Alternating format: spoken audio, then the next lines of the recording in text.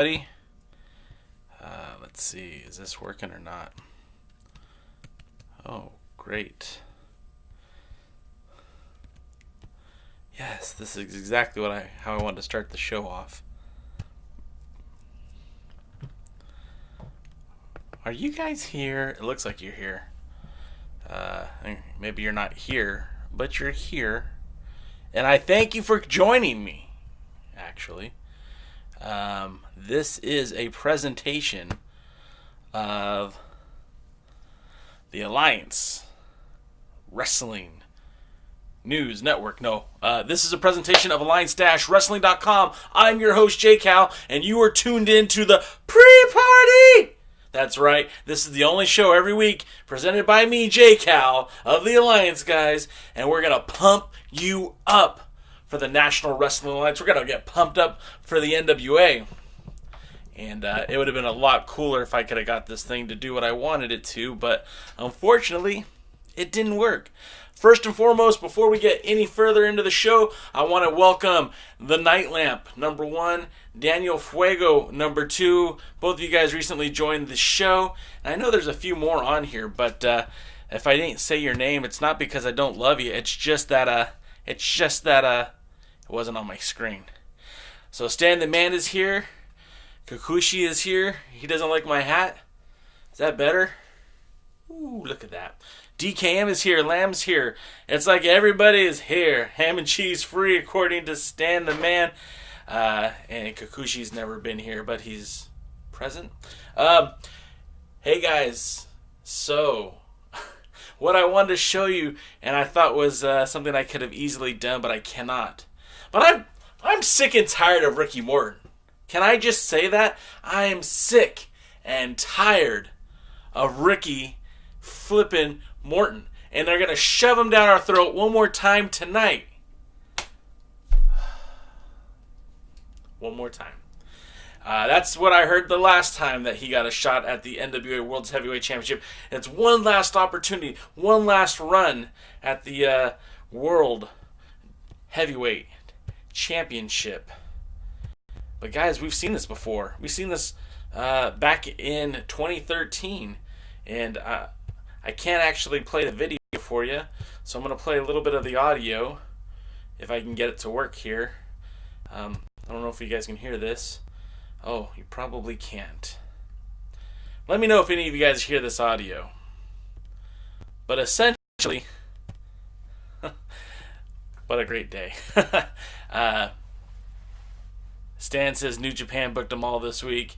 That this match will be the drizzling shit. Stan, I agree. Because we've seen this match before, guys.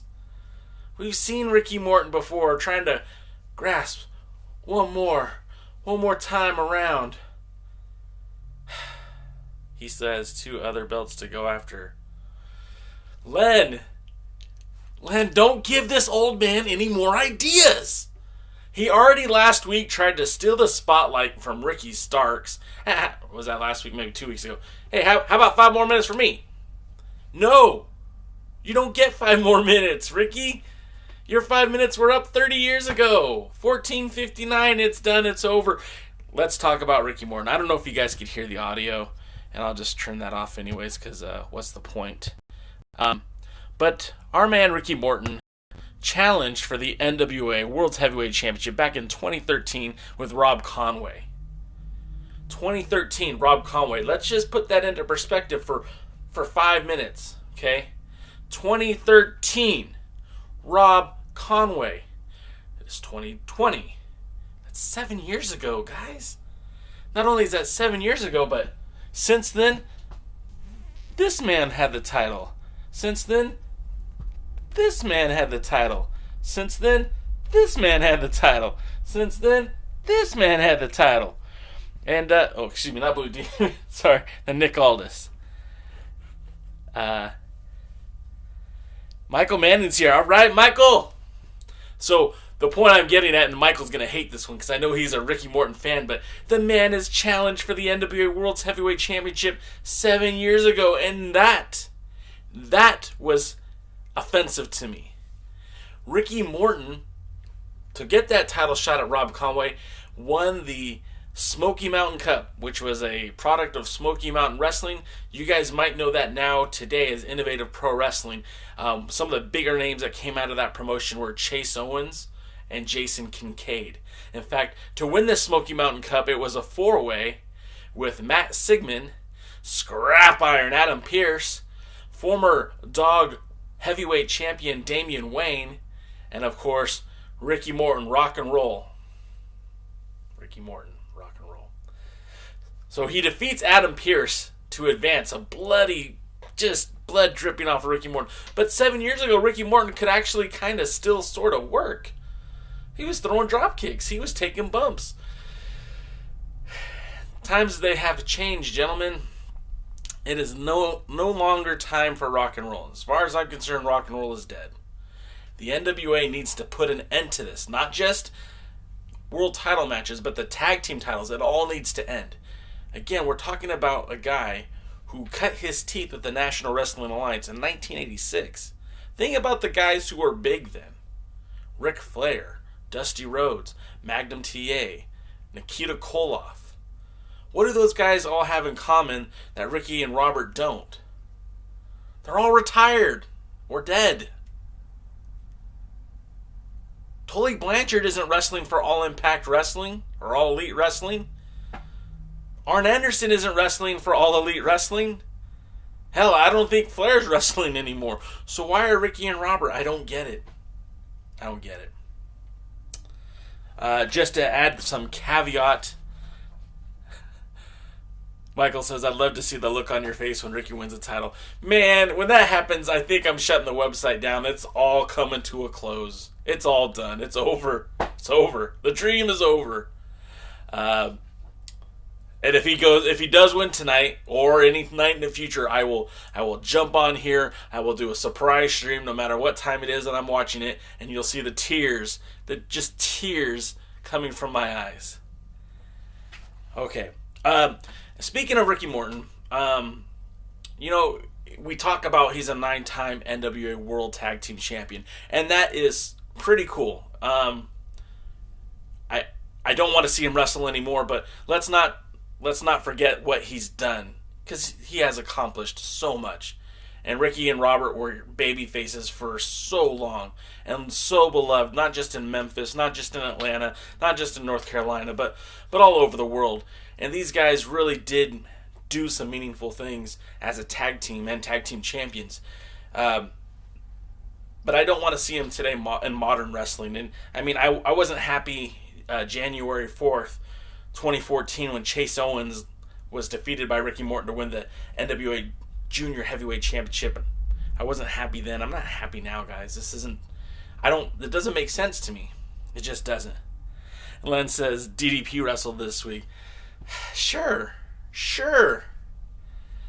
DDP and I guess there's 3 or 4 years difference in age.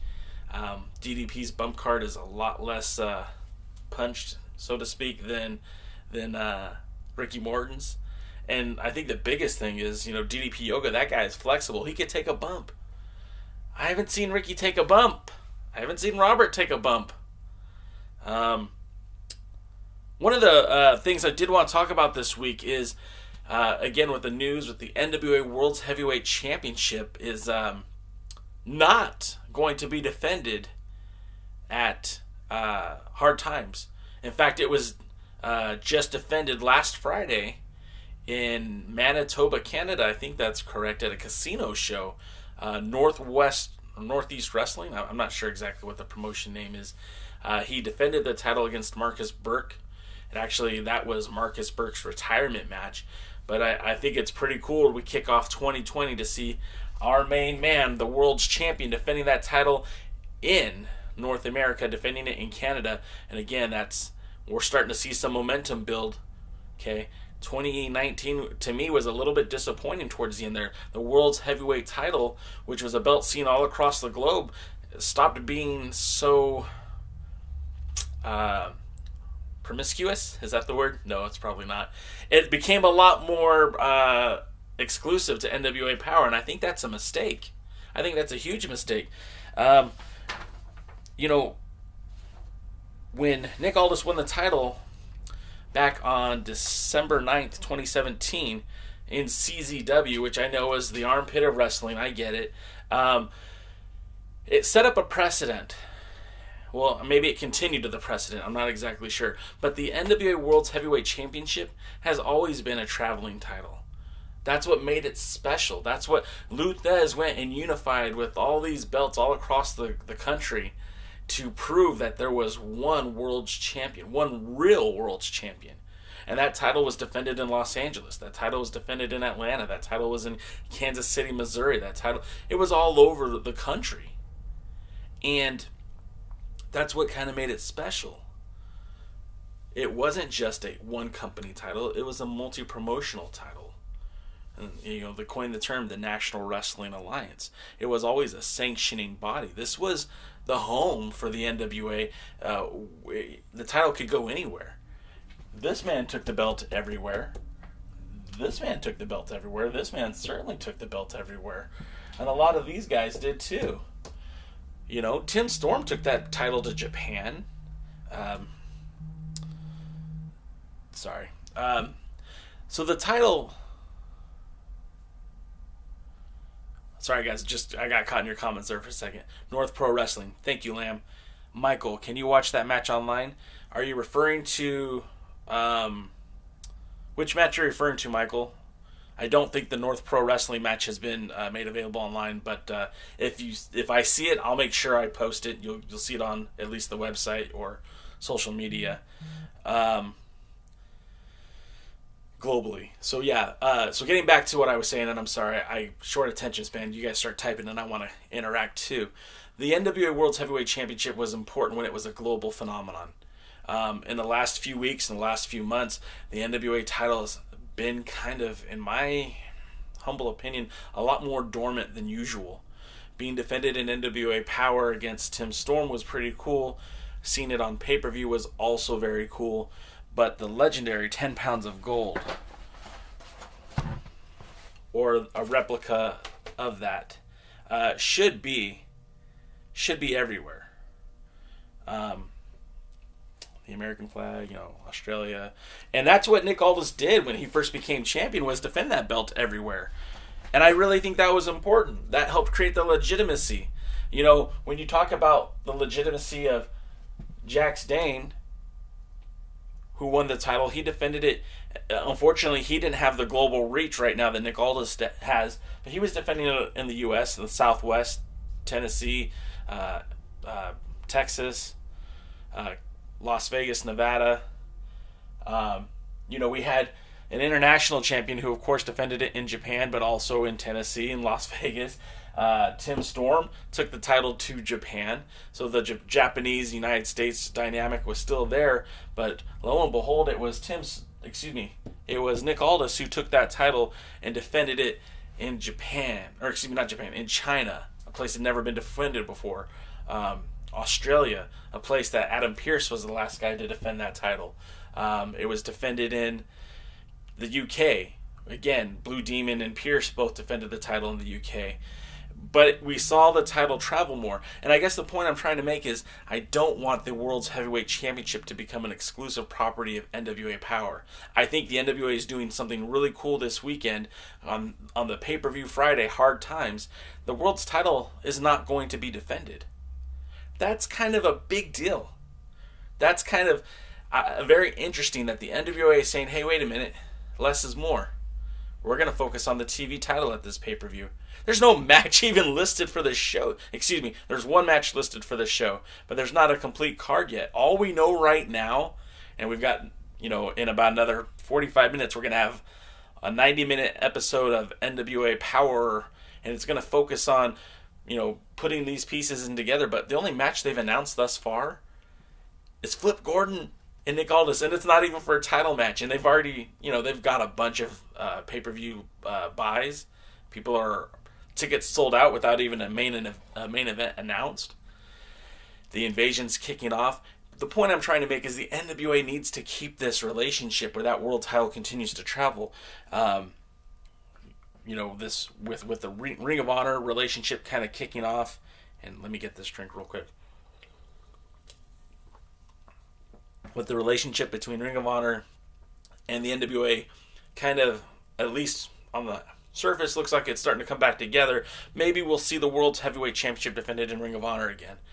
Smart move. The NWA has always had, well, the new NWA has had a relationship with Championship Wrestling from Hollywood.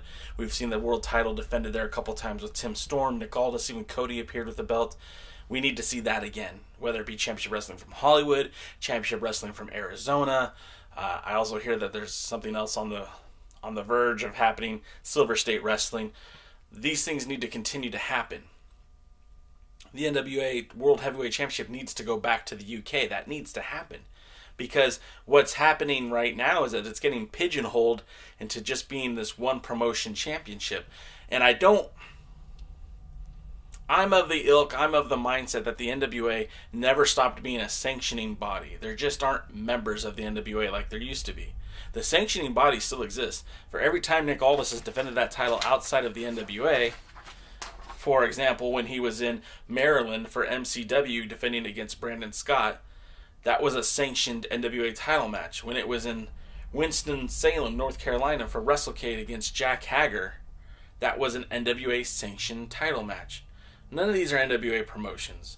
IPW UK, the promotion in Puerto Rico, House of Hardcore, all these promotions, I don't think they're not NWA members. They're just being sanctioned by the National Wrestling Alliance. That's why the title is able to be defended on these shows, because the NWA gives sanctioning rights for the title. So, in my opinion, I think the National Wrestling Alliance will benefit for these relationships where Nick Aldis is literally taking that title across the world. And guess what? If he misses a TV taping of NWA Power, that's okay, because you've got two other titles now. Two other titles that are supposed to carry some weight and some legitimacy. We've yet to see Mr. Third Degree National Title Shooter Stevens defend his championship. And whoever wins this television title, be it Zicky Dice or Tim Storm or Ricky Starks or the question mark, oh God, whoever wins the title, we're going to see an opportunity for that person to showcase that championship. So if Nick Aldis is in Japan wrestling for All Japan Pro Wrestling, Stan, he won't be missed if he misses a TV taping. There are plenty of other title matches that we could have. So now I'm going to take a second, going to read some of your thoughts. Len says, squirrel. Yeah, that, the epitome. Doug the dog, squirrel. Len said, Flip versus Aldis. Yeah, that's the only match so far announced. We'll see what happens. Stan says, the belt went to the UK and Canada during Aldis' reign. 4 times in the UK and 1 time in Canada. Not good for a world title. Don't forget to, Stan, and I guess maybe you're talking about just the second reign. He did defend the title in Puerto Rico. Now, Puerto Rico is a territory of the United States, but it's always been kind of into itself when it comes to the world of professional wrestling. It's its own kind of thing. So when he did defend the title CWA against, I have it right here because I did come prepared today. When he did defend the title in CWA against Billy Gunn, the badass Billy Gunn. He did take the title international, but again, that was a year ago, December 2018. That title should be everywhere. It should be. Wherever wrestling is a thing, that title should be a thing. There's been no defenses in Mexico since Scrap Iron, or I guess Blue Demon defended it there. So Blue Demon or Adam Pearce were the last guys to defend the world title in Mexico. There are plenty of promotions in Mexico. This seems like it should be an easy done deal, but so far it hasn't been. I started looking at these lists of world champions. Blue Demon was the last champion to defend the title in Spain. Colt Cabana, I believe, defended that title in Italy. Pierce defended that title in Germany. Before Nick Aldis defended it in Scotland, Sting was the last champion to defend in Scotland. I don't think the title's been defended in South Korea since AJ Styles and Jeff Jarrett. So the more that I think the better for the NWA, the more the title travels, the more the 10 pounds of gold legitimately becomes that real world's heavyweight champion. So, more of your comments. Michael Manning says Josephus running on at Championship Wrestling from Hollywood was great as per usual. Well, yeah, if you like Josephus. Did you happen to see the question mark take on Gentleman Jervis? I heard a lot of fun things about that match. I hadn't seen it yet. It's on my list. Lamb says, think there are plans for Aldis defending the title in the UK in March or June? Your guess is as good as mine. I mean, I know Nick Aldis has family there. And the last couple of years, he's actually been in the UK at Christmas time. So, sure. Your guess is as good as mine. There are less promotions in the United Kingdom now than there were 2 years ago. Thanks to the NXT invasion, the WWE's infection of the UK, which isn't necessarily a bad thing, but it does kind of hinder growth and hinder opportunity. So there are less places for guys like Nick Aldis to come and defend that title, unless maybe a Marty Scurll versus Nick Aldis at an NXT TakeOver UK. I don't know, just wishful thinking. Michael says, question mark. My mistake. I don't get it. I don't see it. Question mark, Josephus. I hear that a lot. Is it the beard? Because, I have a beard. I'm not the question mark. Stan says, it doesn't need to keep going to the UK. Stan, you're right. It needs to go everywhere. But I'll take the UK more than nothing. If you look at the title defenses that, here are the last couple defenses of the year. September 30th, Tim Storm, Atlanta, Georgia. It wasn't defended in August. September 14th, defended against Peter Avalon in Mesa, Arizona. September 30th, defended against Tim Storm, Atlanta, Georgia. October 26th, defended against Brandon Gore, Minneapolis, Minnesota. And then, of course, not the Hard Times, but the Into the Fire pay-per-view, defended against James Storm. That was it. Technically, this match that we're going to watch tonight on NWA Power was recorded back in December. So I don't care. I don't know how you really rank that, but that's not a lot of defenses. It just isn't. Let's see. Stan says the first reign went to more countries than the second. Yeah, it did. It did a lot more. And more consistent booking and more title defenses. Here's some of the names from the first defense. Alexander James, James Ellsworth, Thomas Latimer, Big Grizzly, Joseph Connors, David Starr, Phil Boyd, Dan Evans, Harlan Bravado, Devin Driscoll, Crimson, Curtis Cole, Mario Yinyer, Lance Anoa'i. Gosh, I wish my friend Jaden was here. He could tell me how to pronounce that. Tommy Dreamer, Colt Cabana in China. I was there. Brandon Scott, Matt Cross, Sam Adonis, Isaiah Frazier, Josephus in Crimson, Lance Hoyt, Brandon Groom, Mark Cometti, Jonah Rock, who's now in the WWE, Robbie Eagles, Jack Bonza, Flip Gordon, Austin Lane, Ken Anderson, Robbie E., and Ethan Chase, all before losing to Cody Rhodes. There's a lot of names on that list. Here's his list since winning the title again.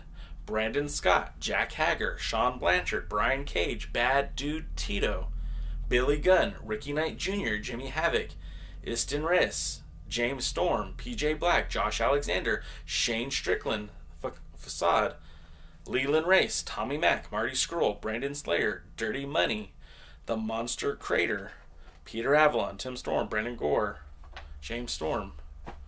The list, it's... Obviously, Nick Aldis had a lot to prove in 2018 and kind of pulled it back a little bit in 2018 or 2019. And maybe that's because the NWO was running more shows. But the fact of the matter is that world title still needs to travel regardless if there's an NWA Power or not. Ric Flair worked 360 nights a week. Is that accurate? Probably not. 300 nights a year as world champion. Some days working twice in one night to defend that title. And the only thing Ricky Morton has right is that if Nick Aldis wants to be the world champion, he does have some big shoes to fill. Because there was nobody like Ric Flair or Harley Race or Dory Funk Jr. But he's the closest thing we got. And he kind of did that for a while. We just need to see more of it. Len says Blue Demon. Yeah, that's probably right. The last guy to wrestle in Mexico. Lamb says in Australia, WSW. Germany, WXW. South Africa for PJ Black's company would be my suggestion for title defenses. That would be cool. See, and that would be interesting. That would be fun because bringing the title to places it's never been before. South Africa, I don't know if the NWA World's title has ever been to South Africa. And if it has, it's been a very, very long time. We're talking decades. Having that title defended in WXW in Germany. Pierce was the last guy to do that. And also seeing that belt in Austria, that'd be pretty cool. Oh, that's Australia, excuse me. Bad eyesight. I actually think WSW in Australia would be a perfect partner to work with the NWA, but more on that on another day. Len says no need for that many defenses. Okay, so in my opinion, and it's just my opinion, very humble opinion, the NWA World title should probably be defended 3-4 times a month at the max. At the max. What does that mean? So that means we can do one title defense via the Power TV tapings or the pay-per-view. Either or. One title defense in one of its NWA somewhat affiliated promotions like Ring of Honor or Tried and True Pro or Championship Wrestling from Hollywood, Arizona, Vegas, whatever that ends up being, one of those defenses. That puts a title on all those Sinclair broadcasting channels. If it's in Hollywood, it puts it in Houston, Memphis, San Francisco, LA. So there's a lot of benefit to having your world champion defend in Hollywood. But I think that would create a better dynamic. And then maybe 2 defenses outside of the NWA. You know, wrestling for House of Hardcore, wrestling for, you know, the guys that do WrestleCade, AML, or Innovative Pro Wrestling, or Defy, or really anywhere. I just think that the more that the title moves around, the better it is for the NWA. It actually creates that precedent. You know, the WWE, no, the World Champion doesn't defend on every show, but the World Champion is also seen by millions of people every day, every year. The NWA is not. 200,000 people on TV, on YouTube, and whatever it gets, the windfall from Ring of Honor or Championship Wrestling from Hollywood, it's different. So having the World Champion in more places, I really think helps cultivate the brand, helps establish the legitimacy of the world's heavyweight champion, and of course, puts more money in this guy's pocket, which I'm sure is not a bad thing either. Ron says, I came into the show late. If it doesn't throw off the show's trajectory for possible, maybe tell the... Oh!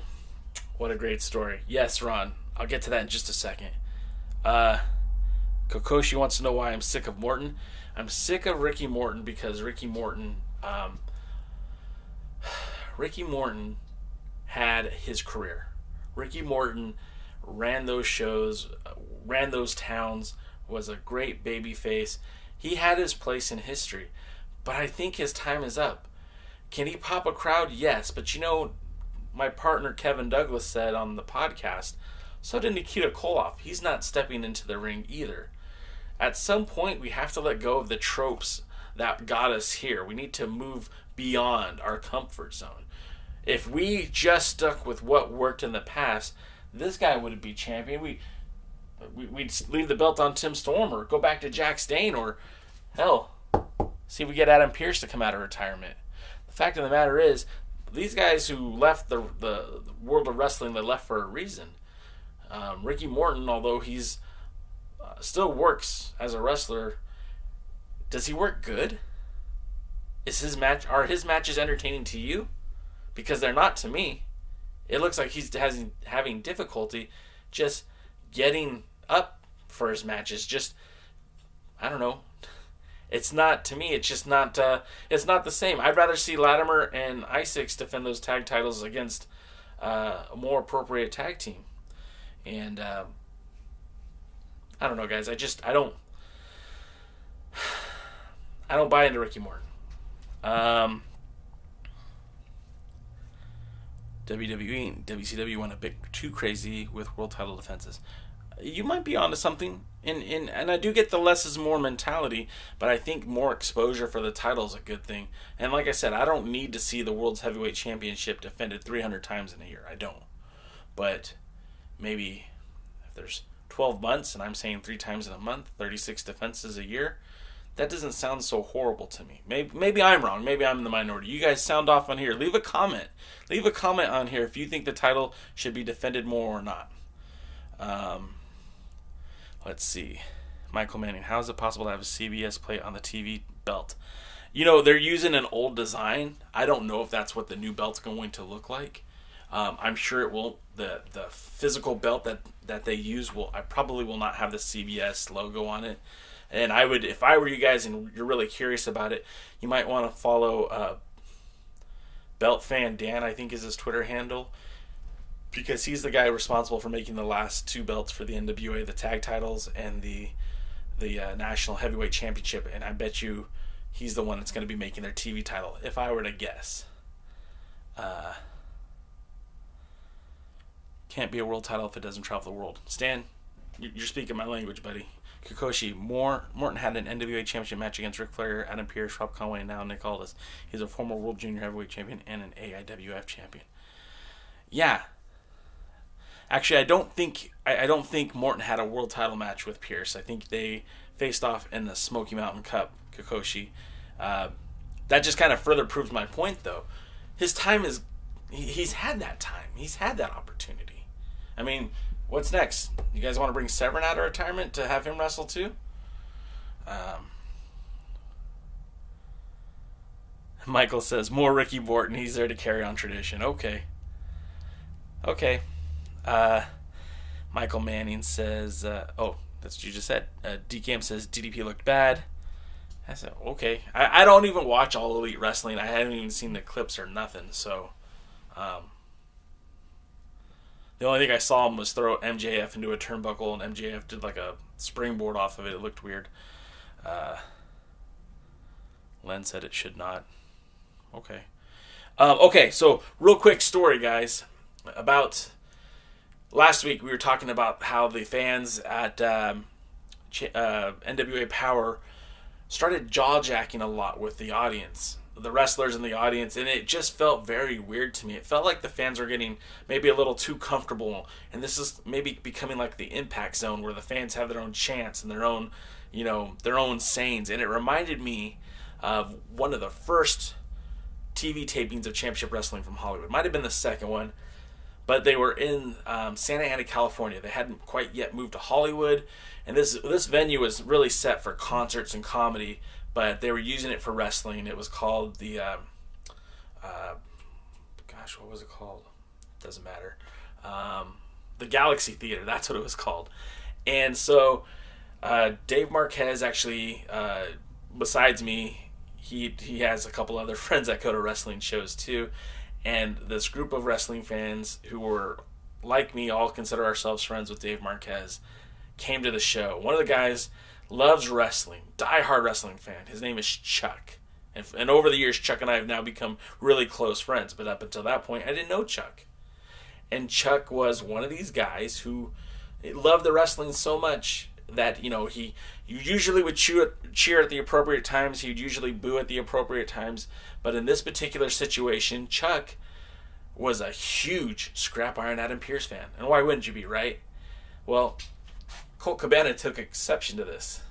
Cabana was like, wait a minute, I'm the babyface out here and I'm trying to get a reaction and you're booing me. And he got visibly pissed off. So after one segment and two segment, each time Chuck would turn his back to Colt. So just to show him how much he didn't like him. And this was irritating Colt. So Colt said, hey, you, pointing right at Chuck. Chuck is a ginger. He has red beard, red hair. You, come over here. You want to make this difficult? Why don't you step in the ring with me? And he had him sign a paper, which was just really nothing. But on the live microphone said, this is a release that you hold us being Championship Wrestling from Hollywood, free and clear of anything that might happen to you once you get in this ring. I just want you to know that you're taking this opportunity as a risk. You may get hurt. And Chuck still thought this was all part of the show, so Chuck sure signs it, and he thinks that, maybe he's going to I don't know what he was thinking. I don't know. And I've talked to him, and he really doesn't know what he was thinking either. So he gets in the ring, and of course Colt takes him down, starts slapping him around, gives him a cross face, does the whole spin around on the body like you do in wrestling, and basically starts putting the boots to him. And it was all shoot. This wasn't fake at all. Nothing was held back. Pierce came out, and depending on whose story you believe, thought that a fan entered the ring and helped put boots to poor Chuck to get him out of the ring. Needless to say, Chuck came back the next TV taping wearing the I Star of David Colt shirt and was much more fan-friendly and appreciative of the talents of one Colt Cabana after that incident. And I kind of was telling my friend offline that I think maybe something like that needs to happen in the public broadcasting studios. Those fans are getting too familiar. They think it's okay to interrupt the interview process, and they're jaw-jacking with the wrestlers. For some stupid reason, each wrestler decides to jaw-jack back with them. So you've got Tim Storm talking to Gary Horn, or you've got Nick Aldis, yelling at Orange Santa Claus, and it's just it kind of takes away from the magic. If you're watching on TV, it doesn't feel the same, and to me, it's kind of a distraction. So, just some food for thought there. Okay, so let's see more of your comments. Belt Van Dan is great. He provides titles for Championship Wrestling from Hollywood and Arizona, and I think he does a good job too. I've especially the newest Hollywood, I guess it's the United Wrestling Network TV title. It's a good looking belt. I've seen it up close. It's really good looking. I would rather have Severn than Morton, but as you know, I don't want either to fight for the belt. Yeah, Ron, exactly. I would much rather see... I would like to see Dan Severn show up and be like, hey, guys, this is a great show. You guys are doing a good job. You're extending the legacy that I helped forge. And if they have to do a match, do like a 6-man, 4-man tag where the stakes aren't for anything more than bragging rights. Ring of Honor's doing this show that's coming up where they're taking the Ring of Honor stars of yesteryear versus the Ring of Honor stars of today. And that's the only thing I would want to see. If you're going to do a match like this, then I would say do a one-off, do it something special, and then be done with it. Ron liked my story.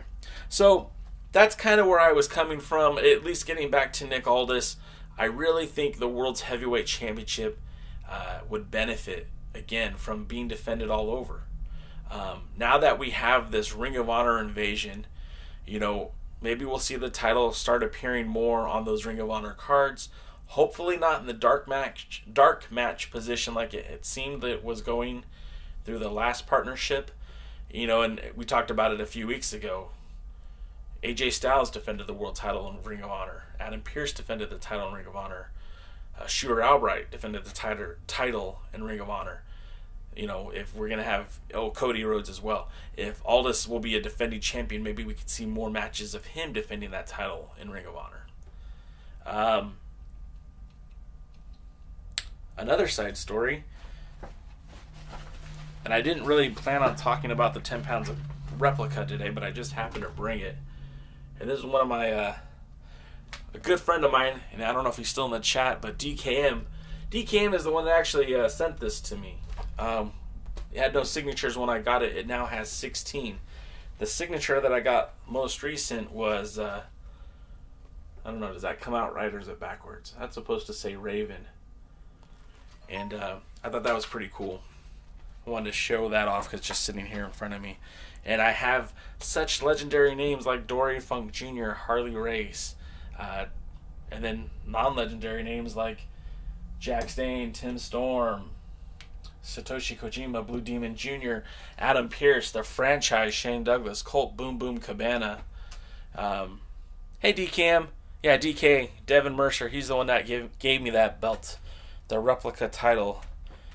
And, yeah, I like that. So I kind of flew through with my commentary a lot quicker than I thought I was going to. And especially because I wasn't able to show the video of Ricky Morton challenging Rob Conway for that NWA World's Heavyweight Championship. So what do you guys want to talk about? Because I did not prepare enough material. I feel like episode 8 of NWA Power. I just don't have enough material for you guys today. Kikuchi, I did mention he defended against Dirty Money. Raven, yeah, Ron, and Raven was a lot cooler than I thought he was going to be. I've heard horror stories how he could be a jerk. He was a very nice guy. Turns out, the little bit of talking we did with him, my friend and I, he is a fan of MMA, not boxing. Because of MMA, boxing no longer seems important to him. He does not like wrestling. Let me rephrase that. He does not like submission style wrestling as much as he likes the Brazilian Jiu-Jitsu style of MMA. What else did he talk about? That's the first time he's ever signed his name that way, so the only certificate of authenticity I have is the video that I took of him. Kokuishi, I did try to say Lance Ananoai, because I'm not going to be able to say it. I said I wish my friend Jaden was here because he could pronounce that name so good, so well. Jaden works with Dog Dangerous Adrenaline Wrestling Gladiators, which is actually, for a while there, was the home promotion of Dirty Money. He was the Dog Heavyweight Champion, and Lance Ananoai, God, that's so bad. I've said it before, I just can't say it now, has had matches there at Dog as well. Kokoshi, you should probably check that promotion out. You might like it. So, what else is there? Who do you guys think is going to win the TV title tournament? I think it's down to... We have a couple of names still on that list. I know, for example, Ricky Starks is on there. I also know that the question mark, Trevor Murdoch. Who else is on there? Let me see. Sorry, guys. Like I said, I wasn't prepared as much as I thought I was good, but apparently not.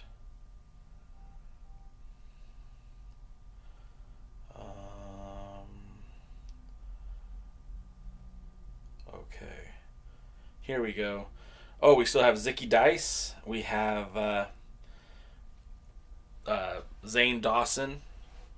And then... Oh, tonight we also have Murdoch versus Latimer. And then we get these 2 open spots. Now, the... what's the word I'm looking for? I do think those spots are going to go to Ring of Honor wrestlers. I wouldn't be surprised if one spot is for Marty Scurll and the other spot is for Brody King. I would also not be surprised if it was not a Ring of Honor wrestler. To truth be told, it could be anybody at this point. I think adding these wild card spots, this has kind of been like the pedigree of the NWA. They've been doing this since they started running their shows. Remember the 70th anniversary, they did like a gauntlet 4-man elimination match, and the winner of that faced another guy in a 4-way elimination match, and that was your number 1 contenders. I guess those were the 2 matches that qualified for the national title, and I didn't really like that. I still don't really like that. Those wild card open slots is pretty much how we got the tag team wild card, because Latimer and Royce Isaacs were not really supposed to be in the Crockett Cup. They were part of that Battle Royal. You know, a Battle Royal that also featured the Dawsons, and I think it also featured the boys from Ring of Honor. Not Dem Boys, but the boys. And so it did create a tag team. It did create some interest.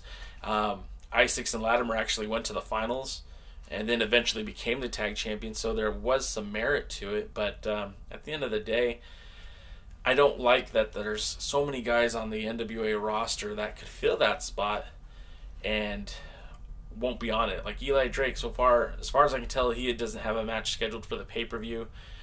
I mean, that might change tonight, but why isn't he in the TV title tournament? It seems like that's a bad booking. What are your guys' thoughts on that? Let me read some of your comments. Michael Manning says Dane Dawson will win the TV title. He promises. Well, if you promise, then okay, Mike. Lamb says Ricky Starks or Zicky Dice. I think those are both two really good bets. But honestly, Tim Storm, Trevor Murdoch are good bets too. Sean says Starks should win, but he thinks the question mark or the wild card. Yeah, that wild card spot. See, it's hard to make a prediction because you just don't know. I mean, it could be Kevin Douglas for all I know. He's not in here. It won't be Kevin Douglas. I think it's going to be Ricky Starks, and mostly because he seems to be the guy that they want to push in the future, and it gives them an opportunity to take advantage of somebody who's skilled, he's talented, he can cut a promo. I think it'll be Ricky Starks, and if Ricky Starks doesn't win the title, I hope his feud with Shooter Stevens picks up, because that would be fun too. Stan says we need more threats to the title. I 100% agree, Stan. I think this maturation process the last few weeks has showed some of the weakness of the NWA. James Storm seems to be out of the title picture. Eli Drake seems to be out of the title picture. Trevor Murdoch is more focused on this TV title right now. Ricky Starks didn't even get a title shot. We're giving a title shot to frickin' Ricky Morton. You're welcome, Mike.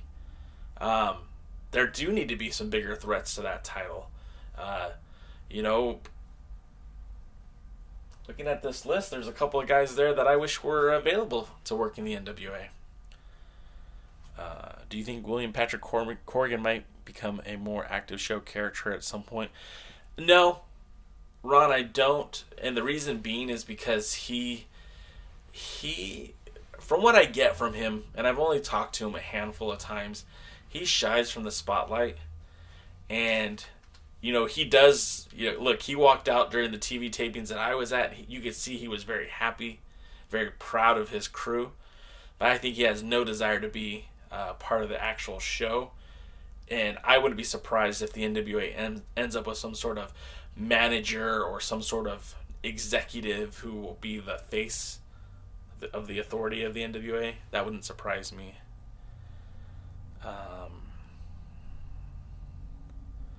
They're saving Eli for Aldis. They are protecting him. You could be right, Sean. I mean, look, the money matches that I see for the NWA today, right now, would be Tim Storm, Nick Aldis 4. I think that would be a draw. I also think Nick Aldis and Eli Drake would be a draw. I still think Nick Aldis and Marty Scurll would be a draw. But outside of that, I don't really see any other matches on the horizon for Nick Aldis. I mean, could you guys get excited about Colt Cabana and Nick Aldis at this point? Would Ken Anderson versus Nick Aldis do anything for you? Because not for me. Like I said, there's a few guys up here on the wall that I would love to see.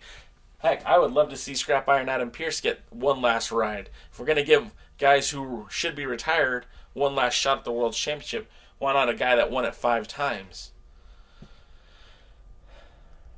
Lamb says, last chance gauntlet. Sorry. Oh, there will be a battle royal to determine one spot according to the NWA Twitter. A last chance gauntlet. Sorry. Jay, were you at the tapings for tonight? Are you going to be in Atlanta this weekend? No. Night Lamp, I was at the first tapings in Atlanta. That was on September the 30th and October 1st. I have not been to Atlanta since. Maybe March. Just depends on when the show is. I have some family commitments towards the end of March, so if it's early March, I would like to be out there, but we'll see. Not exactly sure. I'd like to be back in Atlanta. I had fun when I was there. The show's there. If you guys have the option or the availability to get to Atlanta for one of these TV tapings, I highly recommend it. It is a fun environment. It's not very so often you get a whole room filled with people who have the same kind of taste in wrestling as you do. And yeah, we do vary from time to time on who we like and who we don't like, but it's a cool little environment. Everyone's there just to talk wrestling. Met a lot of cool people there. I met Gary there last time, Gary Horn of the This Is the NWA. Good guy. Really like him a lot. That's Stan and I got to hang out in Atlanta along with the Dawn of Wrestling and Big Chi, who sometimes visits the site. it's a lot of fun. If you guys have that opportunity, jump on it. It's so much fun. And if you don't, keep watching the show. It's a pretty good representation. That audience, what you see is what you get. They don't do a whole lot of editing there from what tapes to the actual show.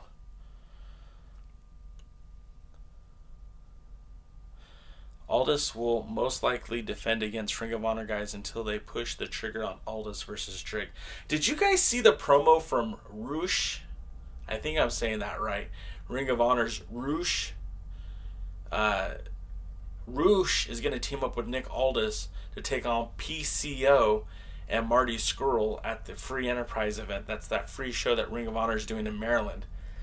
And the promo was basically Roosh being upset that why is he teaming with this guy, Nick Aldis? He doesn't know who this guy is. It's not his brother. And I thought that was kind of good and bad. It kind of planted a seed for me.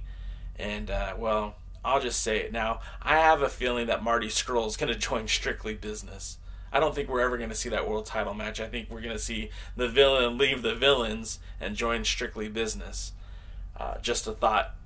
And what better way to kick that off than in Maryland, right? When Roosh and PCO and Nick Aldis are all battling out, and then all of a sudden you get Roosh and PCO and Marty and Nick just kind of walk away hand in hand being buddy-buddy. So we'll see. But we're running out of time. Thank you guys for carrying me, because this show, obviously, I guess I should create more content for next time. I thought we were good, but it turns out maybe I need to create a little bit more. Be ready to go for next week. Maybe we'll do a pre-show on Friday for the pay-per-view if you guys are interested. So that's going to do it. Again, thanks for checking it out. Stay tuned for more videos. They're coming up. I'm literally working on 3 podcasts right now. They're streaming. One should go up tonight, and then hopefully one before the end of the week. Record another podcast on Wednesday. Ricky Starks is going to be on the show. I hope you guys will check it out and listen. And hey, until next time, check out alliance-wrestling.com. If you guys aren't following us on all socials, you can. TikTok, Twitter, Twitch. I'm on Twitch right now. Tumblr, Facebook, Instagram, Twitter, at TheAllianceBlog. You can find us. And Nightlamp says, good job. All right, hey, thanks, guys. And again, you pick me up, man. You make it so much fun for me to do this. I'm glad you guys check this out week after week. Again, I know you have choices. You do. And you choose to spend them with me, and I can't thank you enough for that. So until next time, I'll see you at the matches. Hey, look at that, Len. I got it.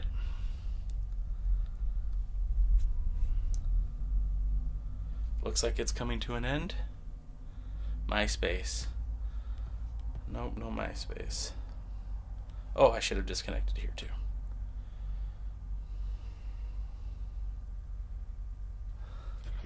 I think it's still recording. Thanks, Mike. If you guys can still hear me.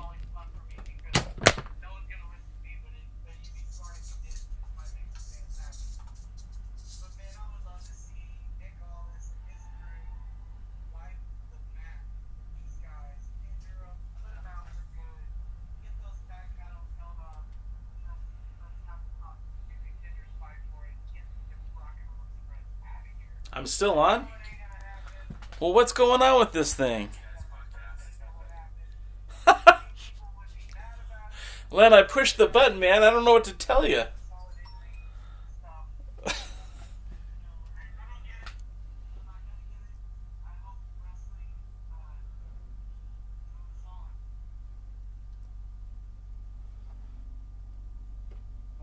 He that actually did some things.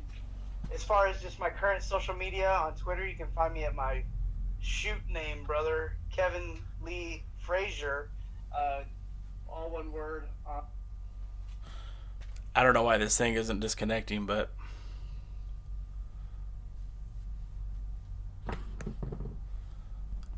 what's going on? Seriously, I pushed the button.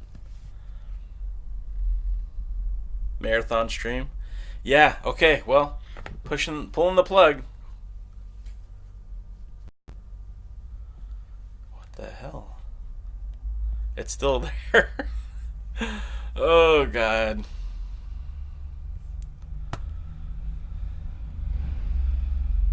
I think I'm still there too. What is going on? The light's still on.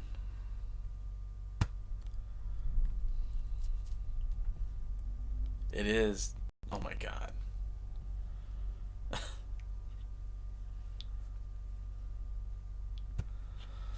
This is not fun. What the hell? Streamlabs, you got some explaining to do. There, stop.